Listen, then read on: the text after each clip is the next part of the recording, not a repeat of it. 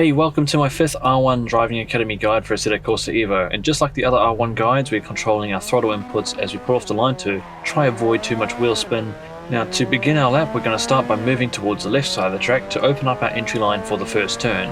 It is quite a tricky turn and you have to carry a lot of speed in to get the most out of it. You have to be quite brave, but here we're looking for where that cone is and braking 2 to 3 car lengths after it next to the curb. And we're not braking too hard here, just balancing the car on the edge of grip towards the outside there and then bringing it back in, having a very late apex in this turn and then getting back hard on throttle, carrying our speed through the apex, not necessary to go too much on the curb there, and then towards the outside using the exit curb as well. Just make sure you don't get onto the grass or invalidate your lap. And after this, we're moving back to the right side of the track and looking out for where that cone is. We don't need to brake for this turn. We're going to start turning about a car length before that cone, and we're going to lift as we get towards the turn right here, lifting off throttle to get a bit more rotation. And we can use all of the curb here, but it can unstabilize the car a bit. If you're struggling there, just go around the curb.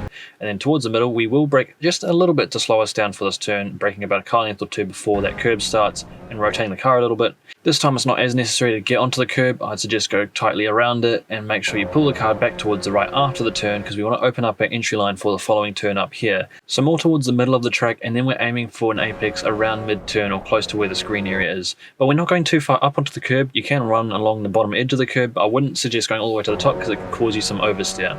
Now for this turn, we're going to go quite deep into the turn. We're going to brake about a car length after the curb begins and then aiming straight as we're facing a bit of trail braking, waiting for the front end to grip back up and then getting back hard on throttle. And we're apexing very late in this turn, and again not getting too much on the curb because it can cause you some oversteer.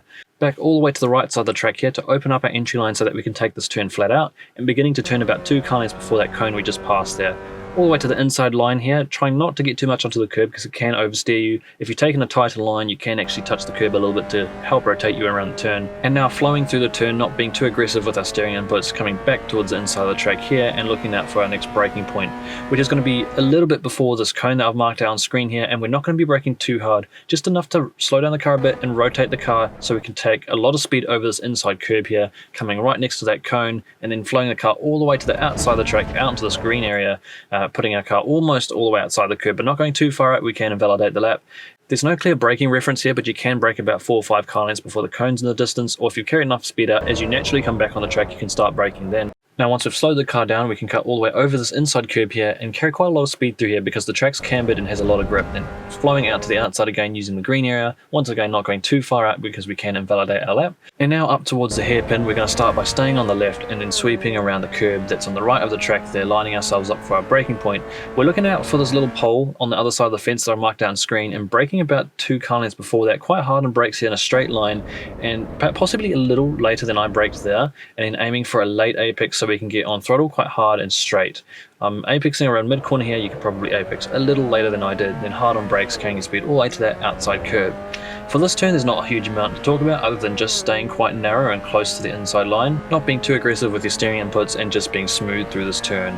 Moving towards the middle of the track and then lining ourselves up for the braking point, coming close to this curb, and then we're in a straight line again, looking out for where this green strip on the outside of the track is. We're going to be braking almost as that starts or just after it, and we do want to carry quite a lot of speed into this turn. We've got to be quite brave and not get onto that inside curb to unstabilize the car, so come very close to it, carrying quite a lot of speed here, and we want to flow all the way to the outside here. You can carry more speed than I did here. Go all the way out so that your left side wheels are on the red and white curb. That's about the limit. Any wider and you want to validate the lap, and then you can start braking about 2-3 car lengths before the end of the curb, and not braking too hard here because we also want to carry some speed into this turn so that we can have another late apex. Again, I almost didn't carry enough speed in here and my apex was a little bit too early, so apex a little bit later than I did here and then get hard on throttle and carry speed towards the outside.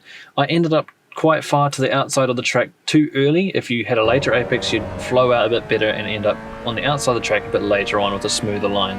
Anyway, that still wasn't too bad, and now we can head towards 130R. For this turn, again, you've got to be quite brave all the way to the outside of the track, and it's about getting that steering point right. So we're looking for where that 50 board on the fence is, and we're going to start turning maybe a car length or 2 before that. And it's very hard to see with these lighting conditions, but there's the inside curb there, and you can cut over it.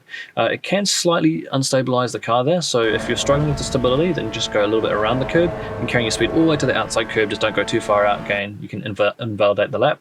And here we're aiming to brake between the cone and the end of the sandpit on the left there, about halfway between those 2 points, and then trailing the brake towards that inside curb there, cutting all the way across up to where the cone is, and then slightly opening up our entry line for the next part there by turning towards where that green arrow is. And then again, we can cut over this curb on exit here, up to where the cone is, and then shifting up to third gear around where the apex is because we want the traction on exit. There we go, third gear, and then carrying it to the outside on the green area. We can use this green runoff area to carry our momentum out and ultimately carry more speed out onto the straight here, keeping quite tight towards the inside on the final turn, and then we're straight towards the line. And it's just as a final note, make sure that you go between these two orange fences at the end, because those orange fences do have collisions and can stop you right where you are. So go between them, and that's the run complete. I do find this car to be kind of snappy at times, especially through those longer turns. You have to be quite patient and gentle and smooth with your steering inputs, otherwise you can flick yourself into oversteer quite easily. But for now, just like my other guides, I'm going to play through the whole run again without any interruptions. So thank you all for watching, make sure to leave a like and subscribe if it's been helping you out, and I'll see you again in another video.